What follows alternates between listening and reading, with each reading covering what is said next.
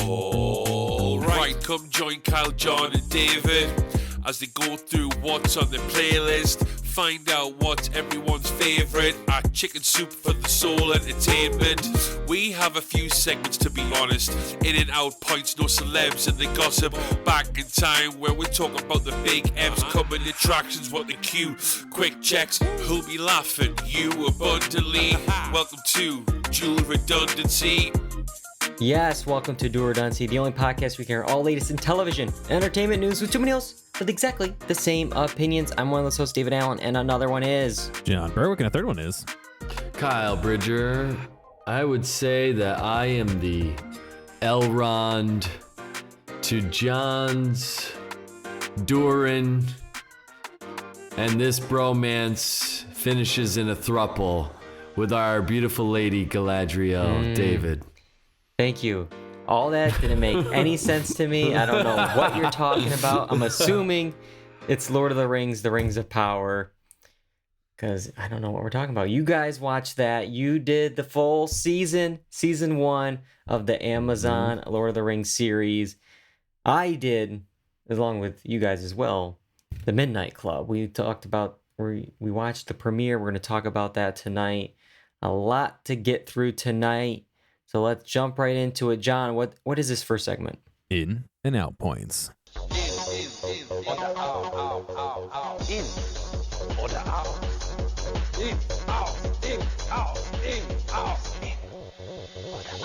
Yes, it is in and out points. Mark Zuckerberg has been spending years and literally billions of dollars on Meta's Horizon virtual worlds in the metaverse. And finally, coming soon, the avatars that have just been simply hovering above the ground as heads and arms and torsos will have legs. Wow. Legs are coming to the metaverse.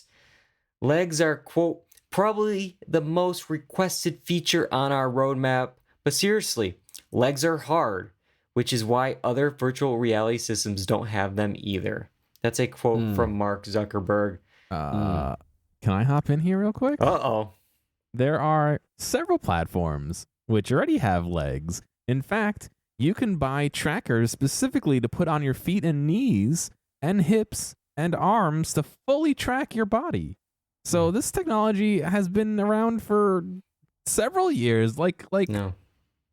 quite a while, basically since VR stuff started coming out. You can hop right into VR chat, and if you have the equipment, you can fully track every aspect of your body, including rotation and translation and all that. If you have a couple $100 worth of equipment, so I don't believe you. I believe Mark Zuckerberg. He's if legs were so easy, why would he have done it sooner? He's spending billions of dollars. Do you think he would? If they were so cheap and easy to do, he would have legs way sooner than now. my thought is that they're trying to do legs without using extra tracking technology. So they're trying to use the onboard camera, which is what currently tracks your hands and arms in VR, in order to do this, which I think is a little foolish, but I don't have $1 billion to spend on, VR. But currently what it does is there's a camera that tracks your hands, and you can see your hands in VR, and you can use them well enough to do sign language, but that's a hard ask to grab feet and legs, and what happens when you sit down, and there's a lot of stuff. There's a lot of stuff going on with this. I can maybe see why they're spending so much money for no reason. Kyle, you look riveted, and I'm sure you can't wait for the legs. Think that was the last thing holding you back from the metaverse? Oh, yeah, totally. It's the legs. I thought the reason that they didn't put legs on people is because they were worried about like virtual reality sex. Like they didn't want people, and legs were a part of that whole situation. It's like if you cut off half the torso, you don't have to worry about this problem anymore. It's just like, oh, we're going to is it a bump problem, bottoms. or is it an opportunity? That's what Mark is thinking here. Hang on a second. Yeah. What's cooler than no? Yeah. Yeah, so no details on when, but we do have news that the Quest Pro headset to help you get inside the metaverse will cost you around $14.99 $1,499. I don't want you to think it was $15. Yeah. This new headset will include new features like eye tracking and the pass-through, which is kind of like layering the virtual experience on top of the real world. And What? I just have a question, and maybe Yeah. John knows this. I feel like virtual reality is always like right around the corner, and they haven't figured out the full scope of it yet. And each time they update it, it's like now it's 10 times as much as it used to be Yeah. or needs to be. I mean- it's like I thought Quest Yeah, was making where's like Google stuff that Glass? was like Wasn't that something? 600.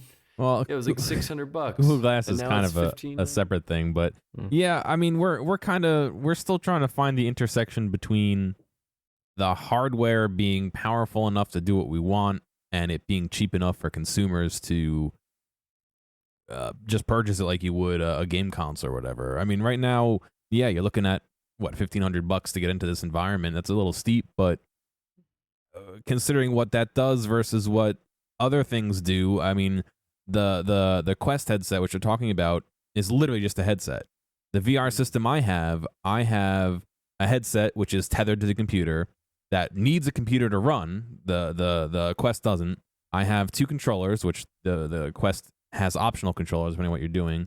I have to have two lighthouses, so two base stations in my house that are sending infrared that the helmet can use to track, whereas the one that Mark has uses, I believe, inside-out tracking, where it's looking at your environment and tracking how your head moves, basically. So, yes, it kind of always seems like it's a little bit further away, but as we're iterating, we're building that tech up. Yeah. Whether that's we got worth legs, $1,500 Kyle. I mean, bucks.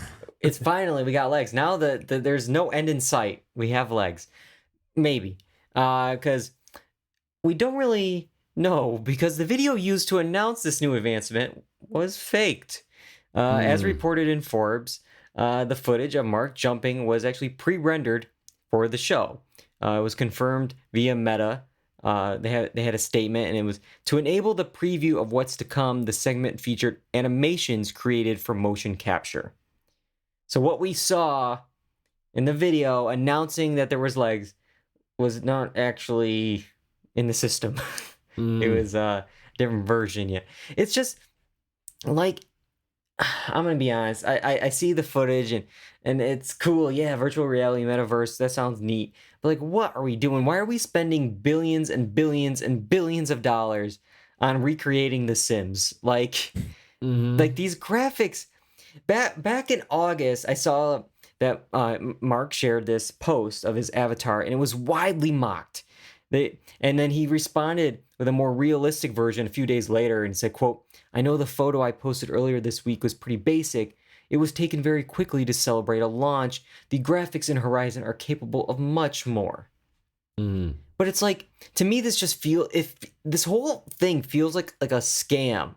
Like how it's like, no, you thought this was our final version? No. This is our final. It's like, that was always their final. Like, that's what it was supposed to be, but then it got picked on. Okay, let's fix it up a bit. It's like when it's a little different, but like the Sonic movie. It's like, here's the trailer. It's like, really? Yeah. That's your Sonic? Well, hang on a second. We'll fix it up a little bit, and then they do a new Sonic, and it's, I don't know. It just feels so dumb and fake, and I don't know.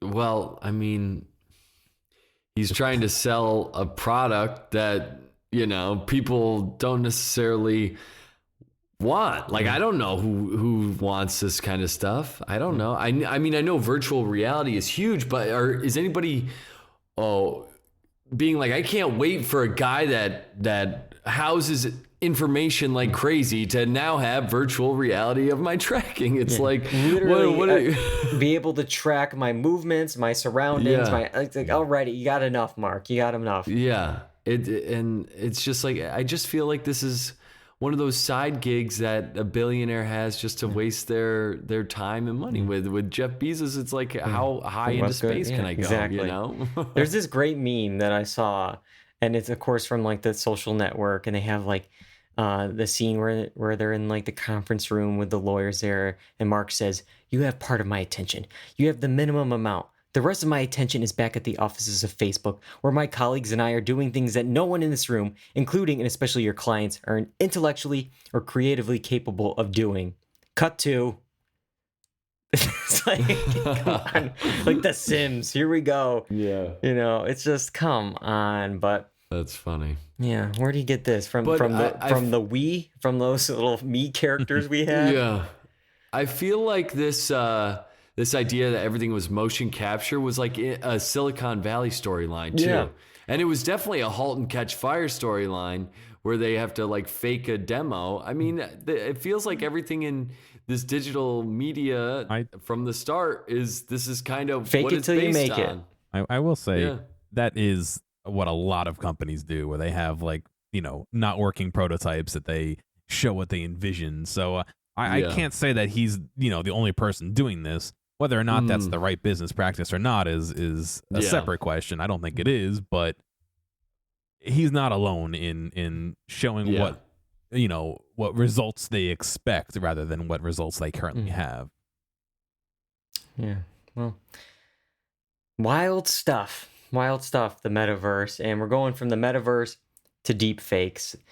Initially, The Telegraph and Collider reported that movie legend Bruce Willis became the first Hollywood actor to sell his rights to the possibility of a digital twin to a U.S. firm, Deepcake.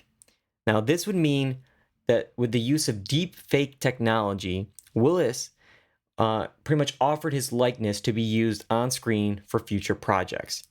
Now, spoiler, I'll jump ahead a little bit here. A few days later, it was denied by his rep that, quote, no partnership or agreement has been made.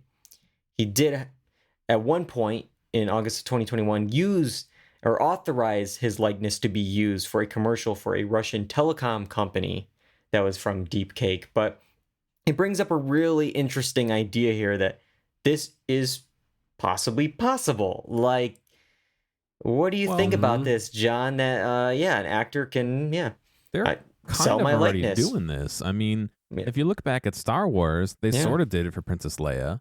They actually did it for Luke in The Mandalorian, I believe. Yep.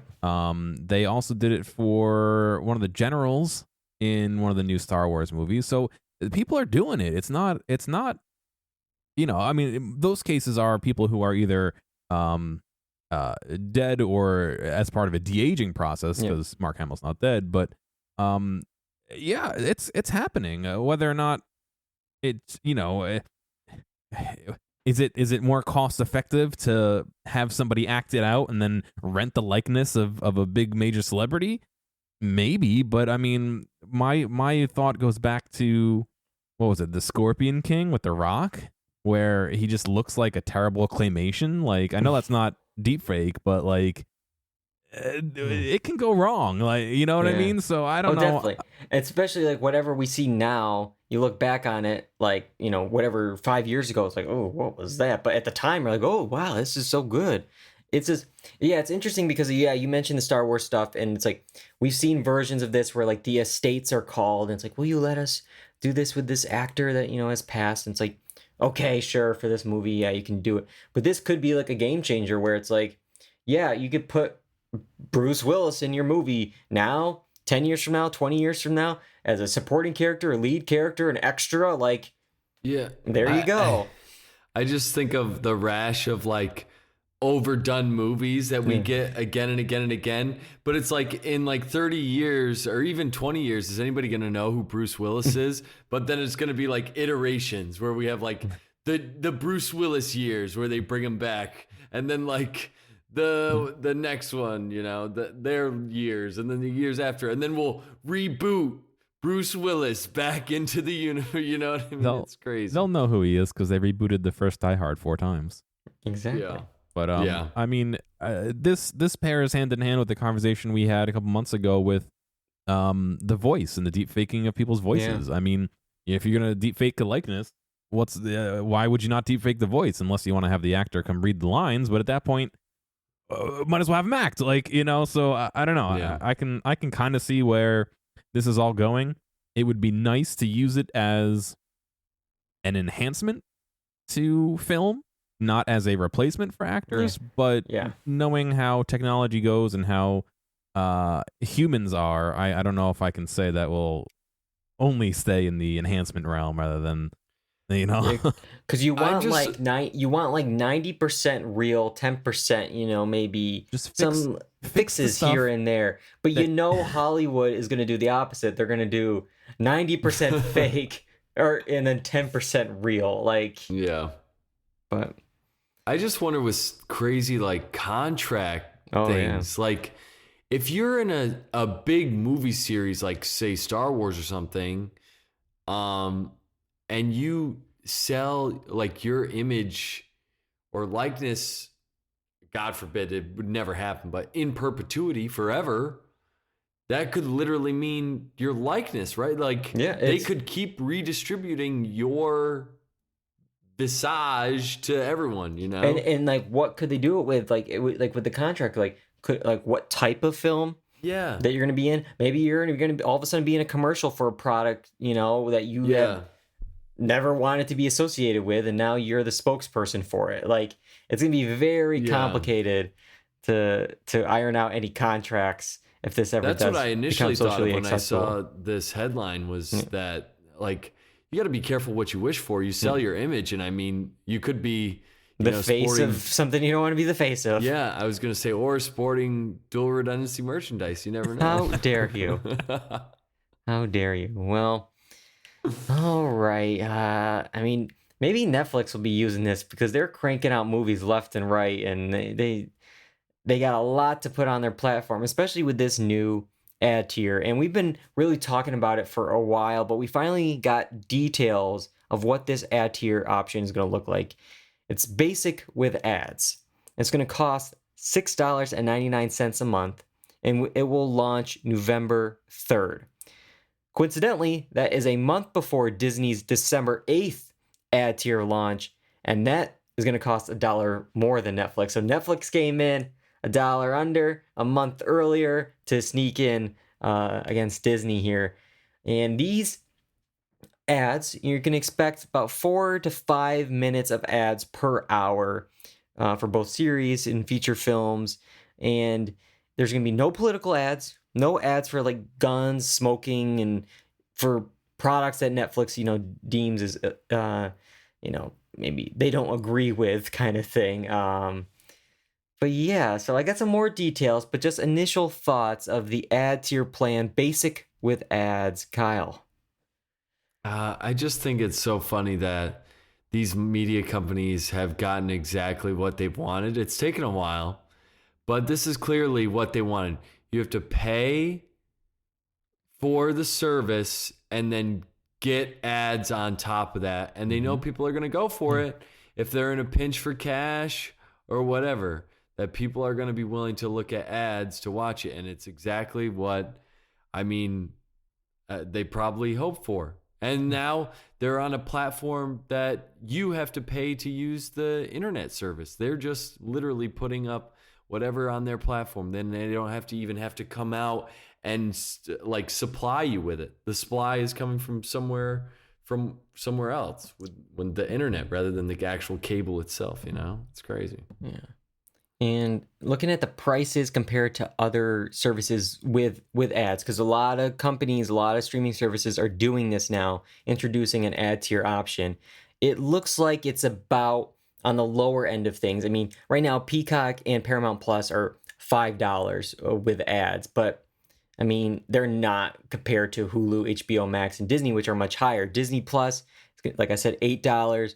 Hulu's $8, HBO Max $10. So Netflix is kind of coming in at $7, which is the lower end of these streaming services. But I don't think there's any way they stay at that because they're high on the subscription fee for, I think, everything else, right? Yeah. I think especially if you go higher up where they have I think they have like a 4K plan. They have like a plan that, you can, there's all these like extra add-ons that you can do with Netflix. You got to add your family members too. There you go. That's a whole other thing we've been talking about. When they have movie ads, supposedly new films like Knives Out 2 will have a pre-roll, kind of like, maybe what HBO Max, does, like that initial ad. But older films, they're going to have like a combo of the pre-roll and mid-roll ads. So who knows, like after That kinda 6 sucks. months, a year of Knives Out 2 being on the service, they're going to start breaking up that movie with some ads instead of just having them all at once. This was to supposedly keep like the cinematic experience there, at least for those newer films. But not all programming will carry ads at the launch because, quote, a limited number of movies and TV shows won't be available due to licensing restrictions, which we're working on. It's like 5 to 10% of their catalog won't have ads. And that's probably because if you have shows from other production companies, other networks, like, oh, you're not putting ads on our things. That was never part of our deal. Which makes me wonder, though. This is not what they're saying, but could this be a possibility? Could it become something like Peacock, where there's tiers of Netflix content where you want Stranger Things Season 5? It's not going to be on the basic with ads plan. That's on the basic without ads plan. Like, is it going to be kind of like different tiers of programming instead of just ads, where it's like, yeah, right now everything on Netflix has ads. But, oh, if you want this premium content, like what they're doing with Peacock, you have to go for the premium. I wouldn't be surprised. It's like double dipping. Okay, we're gonna make you pay for the service and then pay for the actual content itself. Pay to It's watch like pay to ads. entry. Pay to entry. It's crazy. Yeah. I don't know. Yeah. And I'm also just curious, is Netflix going to, like, Netflix right now is known to be kind of like somewhat, artist friendly. They don't have much notes. They kind of let the artists and the creators make a show. But that kind of may change once advertisers get involved because, whether it's censoring content or them offering notes on show content that the advertisers don't agree with. Like, it's harder to possibly get advertisers to support whether it's like violent, vulgar shows. Like, it's like, wait, that's what my money's going to? Like, I don't want my brand associated with this serial killer or this content. I'd rather be on Stranger Things or on whatever. Or if there's a storyline with certain characters, it's like, oh, I don't agree with those morals. So it's like, that's where it gets complicated, where it's like they're like, will creators like to hear, oh, sorry, Charmin toilet paper doesn't agree with some of the values of this programming, so they're going to pull their sponsorship. Well, like, I was just thinking, like, if they do this for TV shows, what are they going to do with Jeffrey Dahmer? Like, stop it and start a bleach commercial? Like, maybe. It's crazy. Yes, and then the other cons of this ad tier, no downloads allowed on this plan, and the resolution will actually be 720p versus the 1080p of Netflix's standard plan. So not only are you getting ads, you can't download it. It's not going to look as good, and possibly it's just our thinking here. You may have to pay extra for that premium content later on. That's our guess, but wild, man. That is crazy. They're just it's like Apple at this point, just trying to find a way to fish more money out of you. Yeah, anything they can do. They're also going to try to get more money by putting a movie in theaters in a big number. That's Knives Out. The sequel here, in an historic first, AMC, Regal, and Cinemark theaters have agreed to play Glass Onion, a Knives Out mystery, in a special 1-week preview before the sequel hits Netflix a month later. So this is an interesting thing we could talk about here because, when most films, open nowadays, a big blockbuster film, it's like 4,000 theaters. It's like a crazy big number. It sounds like it's going to be only 600 AMC Regal theaters that are going to do this, plus other select theaters that were already showing Netflix movies. And it's going to be only between November 23rd through the 29th. And then a month later, the movie will actually hit Netflix for everyone. What do you think about this little experiment for a week here? They finally caved. They're finally letting a Netflix movie premiere in their theaters, AMC and Regal. We're gonna pay more to go see another movie? Like, I already have Netflix. Why would I wait? Well, it's an interesting idea because it's like, for the longest time, Netflix has wanted to show movies in theaters, whether it was like The Irishman, years ago. It's, we want to play this movie, and they were offering to give like, yeah, we'll give it to you for 3 weeks exclusive. You can have it in theaters for 3 weeks or 4 weeks, whatever it was, which is a long time. And then they would show it on Netflix, but theaters, like, it was like this stalemate between the two, and theaters were like, no, exclusive rights for months. We need months of exclusive rights because no one will come in the theater if it's going to be on the service 2 weeks later, which we figured out from other films, especially during the pandemic, that is not true. Whether it was the HBO Max, Dune and all those big blockbusters, day and date, that was okay. Even just this past weekend, like Halloween Ends, the Universal film, it opened day and date on Peacock and in theaters. So I always found it strange that AMC and Regal were like, Netflix, no, no, no. But it's okay for Universal. It's okay when they, during the pandemic for HBO Max. But it was always weird. It was always weird. But they're finally, I guess, doing a little test run here because I think theaters are hurting. I think the writing is on the wall here. I think that's what it comes down to. Is they're looking to get cash at any opportunity they can, and they see maybe a sequel that can give you a good spot weekend to give you some more cash. How can you go against that at this point? I think they're really, really hurting, like you suggest, and it was only a matter of time. Yeah, because I don't have the official numbers in front of me. I know Knives Out made quite a bit of money, but it's just like, okay, yeah, there's going to be some people that are just going to wait till it's on Netflix, but then there's also going to be plenty of other people. Like, I went to see The Irishman in theaters, and I'm looking up at the box office right now for the original, 311 million saw Knives Out.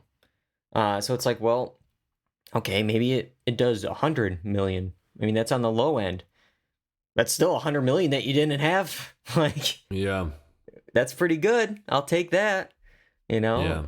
But as far as the actual movie, I think I'm nervous about this one. I don't know. I don't know how it comes out. I don't know. We'll see. I'm curious. It's like this in like The White Lotus, where it's like, it was supposed to be a one-off. Now we're gonna go to another exotic location with another mystery with one carryover character. It's like, will they get lightning in a bottle twice? It's interesting. They're both kind of coming out around the same time. We'll have to wait and see on that. But that's all we got for In and Out Points. We have 2 shows to talk about tonight. In order to talk about them, we have to go back. Send us back. We're back, baby. Gotta get back in time. The Midnight Club, the series premiere, the final chapter. All episodes dropped on October 7th on Netflix. Mike Flanagan is back with another horror mystery thriller, and this one, which is based on the 1994 novel of the same name, it follows 8 terminally ill young adults who meet up each midnight to tell sinister stories. So we've all seen the premiere of The Midnight Club. Let's start off with Kyle. Thoughts on the premiere? I didn't love it. I thought it was okay. I'm always into the mystery that this group of creators set up. So the mystery, I'm all for. I just don't know if I'm down for the journey, if that's the way to put it. I honestly felt like a lot of the time I was watching like a soapy CW show, and I think that might have been on purpose. But the more I watched it, I was like, I don't know if this show is not meant for me. I don't think. I think it's meant for a younger crowd, which is good. I'm not the demographic, whatever. But like I said, there was definitely some scary moments. They still have that vibe going. That's cool. It's still edge of your seat stuff at moments, but at times the acting I felt was spotty. The writing was a little bit like expositional. So I don't know if I'm down for the ride, but if one of you keeps up, let me know. Yeah, I hear you. Because I'm interested in the mystery of it, though. Yeah. So you mentioned the creator here, Mike Flanagan. He's consistent, and he always, like, every year on Netflix he has something. Last year was Midnight Mass. I loved Midnight Mass. It wasn't for everyone. Other people may love Hill House or Bly Manor. Like, everyone has their favorite, but I would say at least he delivers, a B plus at least, every year, which is a great track record to crank these out.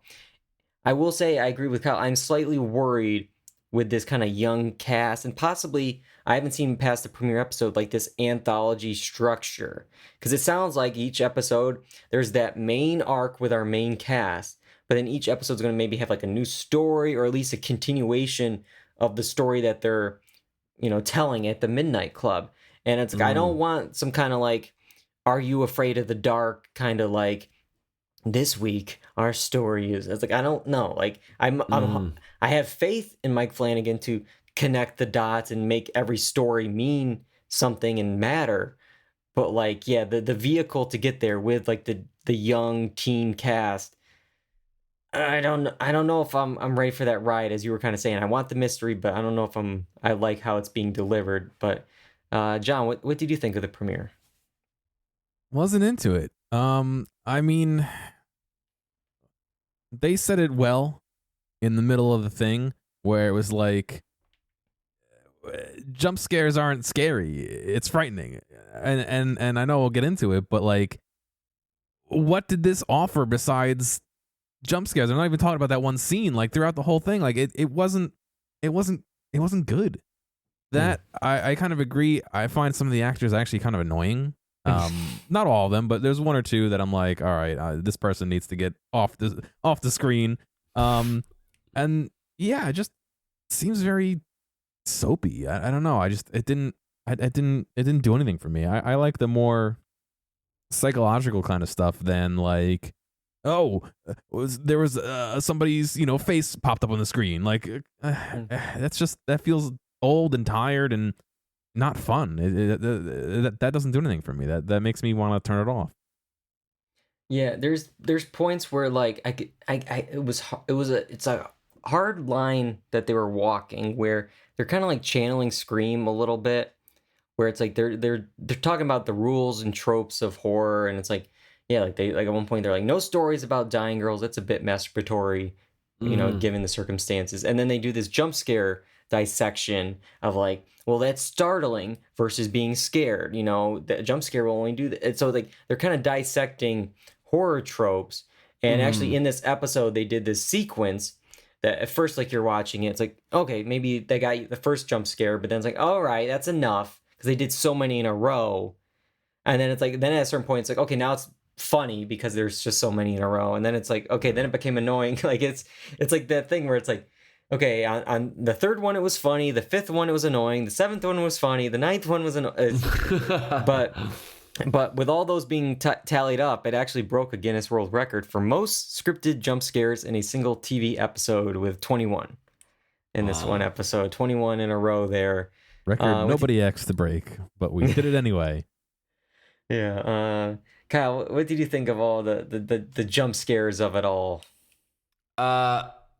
I felt like I was like, all right, I get it. I get what you're doing. Yeah, so can we move on? But that was mainly my thought about it.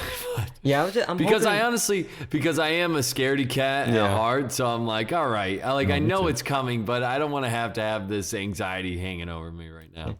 Because that's one of the things, like Mike Flanagan, I can't remember having many other jump scares throughout his other works, but like, one of the things with him, it's like you got to pay attention, because there always will be something in the background, whether it's like in Hill House, there were so many creepy like bodies that were just in the background, in the shadows of things, that you had to be paying attention to, like just see.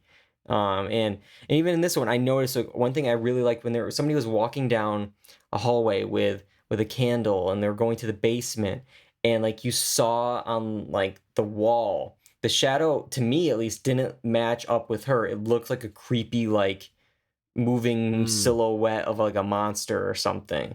So I'm like, oh, that's really cool. Like, I like that kind of, that's sinister. That's cool. But the jump scare, that's it gets old. But, there's like some other things we could talk about. The music, we got some. A lot of 90s. I liked what they did with the 90s, because I felt more natural, unlike maybe something like with Stranger Things, where it's like in your face 80s, where it's like blatant references of like named like this movie, that movie, this TV show. Oh, look at this marquee over here. Okay, here's a magazine. It was like, all right, Yeah. we get it, Stranger Things. You're in the 80s. But this one was like, okay. It's seamless in the 90s. There's points where it's like, oh yeah, I forgot. They're in the 90s. Like, but yeah, to me, I think it's all going to depend on how it all ties together because there was so much like setup in this pilot, whether it's like the possessed elevator, you know, going to a morgue in the basement. There's a symbol under her bed with some ritual thing. Yeah. And then, of course, this kind of pact of like, well, the Midnight Club, we say, you know, if you die, you're going to come back as a ghost to communicate with them, to tell us what it's like. It's like, well, you know, that's going to happen with somebody. And what's that mean? Is it going to be some kind of alternate reality thing that we're going to, because like the main character is experiencing some kind of deja vu flashes.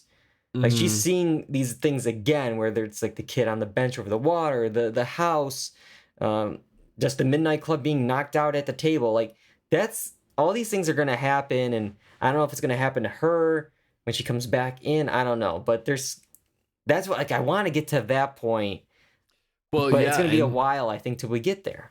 Yeah, and I think you also have the storyline of why she's even there in the first place, which is that there's some story with this old, you know, resident of the Briarcliff or Brinchcliff or whatever the heck it's called. Yeah, why she's there in the first place, how is that person tied into it? And like she's battling the same things as this individual. So what's the connection there? So there's like those little mystery things that I'm down with. It's just, I don't know. It just felt oddly enough like it's supposed to be the 90s, but it also felt Gen Z at the same time. Yeah, I don't know why. Like my girlfriend or fiance was saying like, oh, this is like clearly like a Gen Z girl. Like when they were talking about the books at the party, it was like, what is this? What is happening here? Yeah, no, I could definitely feel it. Yeah, it's like it's set in the 90s, but like made with people of today, for people of today.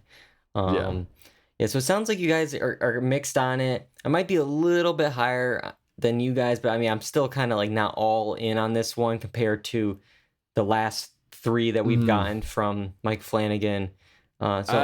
I think I'm going to rely on you for this one. Maybe go a couple ahead. Let me know what you think. And because I got so much to catch up there's so on, much man. going on right now. I think I'm out. Yeah. John's out, but Just a straight out. I understand that move too. John was all in on Lord of the Rings of Power, and I was out episode 1. Season 1, we're talking about it tonight here. The finale was on October 14th. Set thousands of years before the events of J.R.R. Tolkien's The Hobbit and The Lord of the Rings, the series begins during a time of relative peace and covers all the major events of Middle-earth's Second Age, including the forging of the Rings of Power. So again, I dropped out of this. I'm going to kind of leave it to you guys tonight. I'm going to jump in here and there with some thoughts and some articles I have here. But John, start me off. What did you think of the season? Pros, cons, what worked, what didn't? Give it. Sure. I think overall I was on the more positive side about this. I think I enjoyed it. I don't think it's peak TV, but I do like it. I like the kind of, and I said this about the other Star Wars one. I like how it kind of slots in with the world that already exists from the movies, but it's a little slow. I think that they have some heavy setup to do because your frame of reference is so far in the future, and there's a couple of little, mentions of what happened in the past in the Lord of the Rings movies and all that, but like there's a lot of setup. There's a ton of setup and characters and all that stuff. I get why it's a little slow. I would like it to be a bit faster, but I get it. So I don't know. I'm on the more positive side about it. I know Kyle was having a few reservations. Kyle was struggling. I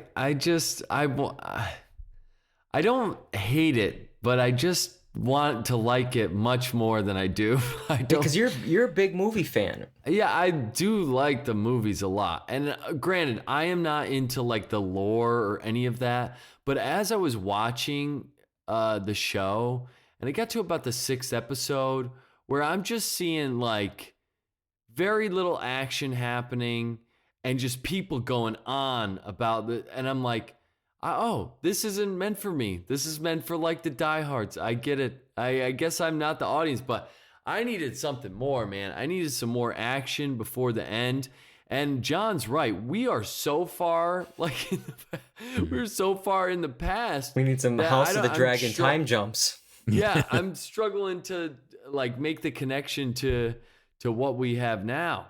I mean, we're going to basically the creation of Gandalf. And which is like, oh my gosh. But I'm like trying to put the frame of reference from Return of the King, where they're explaining at the end like how the rings are made. And then I'm like, wait, isn't there like 9 more rings that need to be made, and the single ring needs to be made, and we just introduced the Bell Rock at the end of episode 6 or 7. It's like there are a bunch of other things happening. Well, that'll be season 10 in 2054 when we're here in episode 1500. I mean, know. I kind of get what they're doing though, because this season showed how the elves got their rings. Next season, is it going to be how the dwarves got theirs? You know, like I kind of get that format and how they're focusing in on it if that's what they're planning to do. So I think it would be a little bit, maybe for me, maybe not for everybody, a little bit confusing if we were trying to make 20-something rings at once, whereas this one focused more on the elves' creation of the rings and some setup for how Mordor came into be, you know? So we had 75-minute episodes for 8 episodes? 8 episodes. And we what in the world happened? That's all we saw was them create the rings, and we had one battle of some minuscule Southlanders who it's not even believable that they would stand a chance. Like, it's just it was at times I just couldn't do anything but shake my head because it seemed so ridiculous. So it sounds like what I'm gathering, it was like a pacing issue where it was just like we did 8 episodes and it's like, well, what did we do? Like, this could have been an email kind of situation. Like, yeah, I wish we had something more going on. It feels like a Game of Thrones light. I mean, well, yes, it does actually, but yeah. I think we talked about the first episode. I believe the first episode is a TV-14, so it's like the PG-13 version. When obviously Game of Thrones, House of the Dragon, we're TVMA, we're rated R. Yeah, and I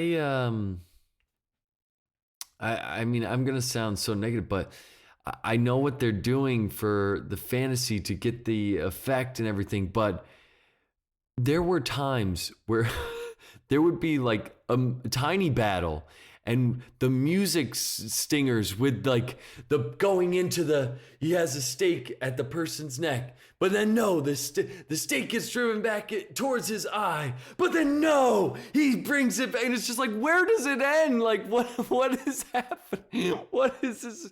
Too much, and then each time it's like music stinger. I'm like, all right, I get it. It's the 21 jump scares so over the top of the Lord of the Rings here. I just wish there were more action, because when it did happen, it was cool. So if there isn't enough action, where was all the money spent? We've been talking about this here. $700+ million price tag for this. $250 million for the rights. $450 million for the production of this first season. So I'm gonna do some math here. You know, they said there would be no math, but I'm gonna do a little bit here. You take out the $250 million for the rights. What we have left, we divide that over the 8 episodes. That means we got about $56 million an episode. Roughly. That is crazy. Was it worth it? Not Did my you money. see the money on the screen? Not my You're money. making a medium budget film. That's a pretty high budget film. Every episode?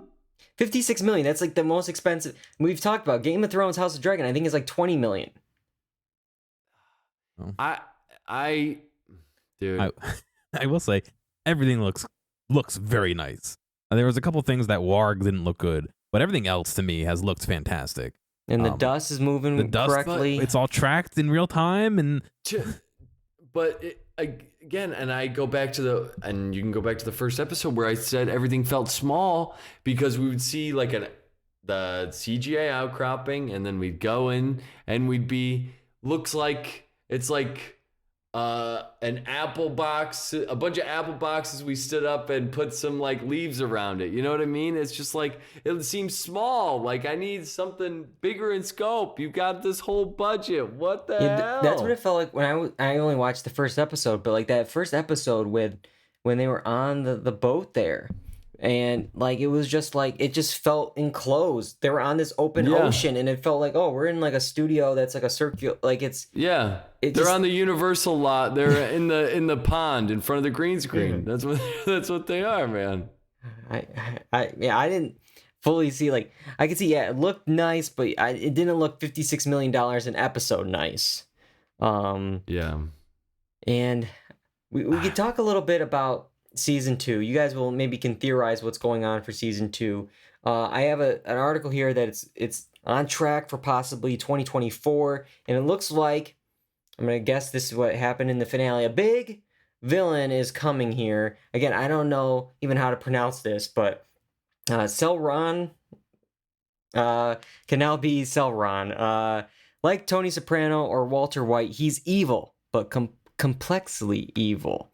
We felt like if we did that in season 1, he'd overshadow everything else. So the first season is like Batman Begins, and The Dark Knight is the next movie with Selron maneuvering out in the open. We're really excited. Season 2 has a canonical story. There may be viewers who are like, this is a story we were hoping to get in season 1. Well, in season 2, we're giving it to them. Those are some quotes from the showrunners there. So yeah, you may have wanted this in season 1, but in season 2, you're gonna get it. I don't even necessarily need Sauron. Like I need some more meat on the bones. That's what I'm talking about. All right, but what did you think, John? And this is gonna be a spoiler, but what did you think of Halbrand being Sauron? Is that what we expected? I didn't expect that at all. I thought it was going to be the wizard, and it seems like that's kind of what they were leading up to us, because we have I have the image here. We have the scene where all the witches or whatever they are telling him like, you're Sauron, you're the Dark Lord, blah blah blah, and he's like, no, I'm good, and he decides to be good, and like I think it was kind of a switcheroo, but in a good way, you know. Like I liked it. I really enjoyed that. You know, you kind of see how the rings come out of and his influence that he's already had on the creation of the rings, and I think that the reveal at the very end of him looking at Mount Doom and walking off towards it was great. I really liked it. I think it's a great setup for the next season. I based on what they said about how, you know, it's the season people want, I think they're in a good spot to maneuver into something. Like I said, this isn't peak TV for me, but I can kind of feel what they're doing. I see the breadcrumb trail, and I'm hoping that now that they've got this first season and they've kind of showed not their formula, but they've showed how they're going through the creation of the different rings and setting the pawns in place. Now is when we're going to start seeing the chess game actually develop. And is it unfortunate it took a season to get there? Yes, but like I said earlier, there's so much to cover just to even get to this point that I'm kind of not surprised it took a season. Yes, it was a little slow, but I'm not upset. I'm not, you know, running to go donate my life savings to have an extra, you know, $50 to make their production run better, but I'm into it. I'm looking forward to seeing another season. Yeah, I'm interested because it's like, I mean, I could be wrong with this, and this kind of goes into a little bit of a discussion we're going to have next week when we talk about House of the Dragon, but like, I feel like this show, the first season, was like too slow. And I feel like the House of the Dragon, we yada yada a lot of stuff and a lot Yes. of time jumps. It's like Yes. we need the Goldilocks of give me the one that's just right. Too slow, too much, fast. Where's the one right in the middle where it's the correct pacing of a season? But yeah, Kyle, were you okay that season 1 was kind of just like a setup pilot for maybe the rest of the series and for season 2? I mean, it depends on how the other season is. If we're more of the same, I just can't deal with 60 minutes of 70-minute episodes of Harfoot, whatever they're doing. We're getting a Walter White version of our big bad here. Tony Soprano's coming in. Yeah, you'll see him in one of the episodes, and the other episodes they'll be on the water with the elves going back to their homeland. I mean, that's being harsh. Yeah. I'm just being a jerk. But yeah, no, I like John. I do think the end works. I think it makes sense, but I think it's interesting that they decided to go with Halbrand being like this bad dude, and it makes sense him wanting to get close to the elves, get closer to this power that he clearly sees, has sought. There were a couple of questions I had in the finale with those like witches trying to get Gandalf, who I assume that's Gandalf at this point. But trying to get, how would they not know it's not Sauron? Aren't those like the rays? Like, I know it's not clear at all how they don't know he's not Sauron. Or could he be like a Sauron type creature if he wanted to be? Maybe they can see his power and they're like, you're powerful, you have to be him. Whereas things being maybe balanced in the world, he's the opposite. The counter, he's a yeah. good power, and we kind of see him as he's going through. That he kind of realizes that he doesn't want to be bad and he wants to be good. And I don't know. Is it possible that they could have spun it that way? Maybe, but I don't think so. Like I feel like Sauron, whether he's hiding or doing whatever. I don't know.